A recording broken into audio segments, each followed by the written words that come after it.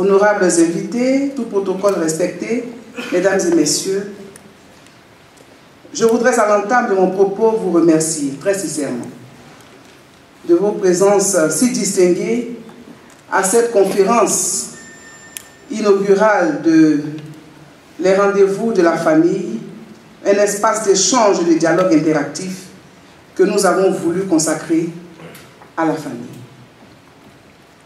La tribune des rendez-vous de la famille vise à remobiliser les familles autour des valeurs cardinales afin de faire face aux influences négatives des mutations sociales et sociétales multiples nées des malheureuses crises successives qu'a connues notre pays. Depuis son lancement jusqu'à ce jour, la Commission nationale de la famille a fait du chemin, marqué par plusieurs activités, entre autres la participation à l'organisation des Journées ivoiriennes de la famille, l'organisation du concours de la famille modèle, édition 2015, la participation à l'élaboration du document de politique nationale de la famille, la conduite de consultations nationales dans 11 chefs-lieux de région et 8 localités du district autonome d'Abidjan. Ces consultations ont été réalisées auprès des leaders d'opinion que vous êtes en majorité. Chefferies traditionnelles, guides religieux, chefs de communauté, associations de familles, organisations des femmes et des jeunes, ONG œuvrant pour le bien-être de la famille. Ces consultations ont permis de recueillir les avis des populations et leurs suggestions à l'effet d'enrichir et de finaliser le document de politique nationale de la famille.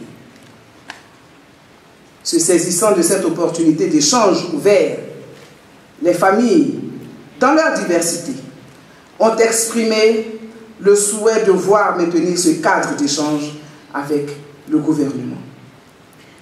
C'est en réponse à ce vœu légitime des familles que le ministère dont j'ai la charge a mis en place cette plateforme dénommée les rendez-vous de la famille. Distingués invités, mesdames et messieurs, il s'agit là d'un forum des acteurs de la famille où diverses thématiques seront abordées dans les domaines tels que l'école obligatoire de 6 à 16 ans, la question des mœurs, famille et mœurs, famille et sécurité, famille et coût de la vie, famille et emploi des jeunes, etc., etc. Ces rencontres seront périodiques et permettront aux familles de Côte d'Ivoire d'échanger avec les plus hautes personnalités de l'État, dont des membres du gouvernement, ainsi que des personnes ressources issues de différents secteurs sur les problèmes récurrents et de l'heure.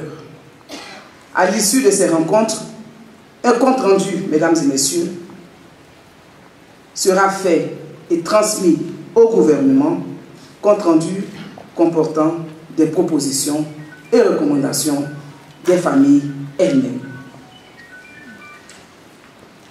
Distingués invités, mesdames et messieurs, c'est le lieu pour moi de traduire toute ma gratitude à une dame, notre invitée spéciale, ma chère sœur, Madame la ministre Kandia Camara, ministre de l'Éducation nationale et de l'enseignement technique, que je vous demande.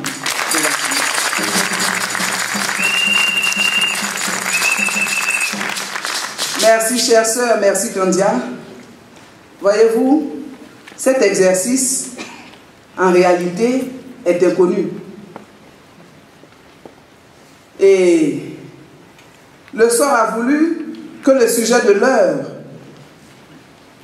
le sujet qui préoccupe les familles, soit la question relative à l'école obligatoire pour nos enfants de 6 à 16 ans. Et le sort a voulu que ce soit une femme, une mère, qui soit en charge du ministère de l'Éducation. Madame le ministre, de façon spontanée, a répondu favorablement à l'invitation des membres de la Commission nationale de la famille. Merci Kandia pour la promptitude avec laquelle tu as réagi.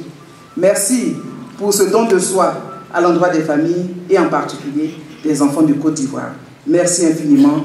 Merci, merci, merci, chère sœur.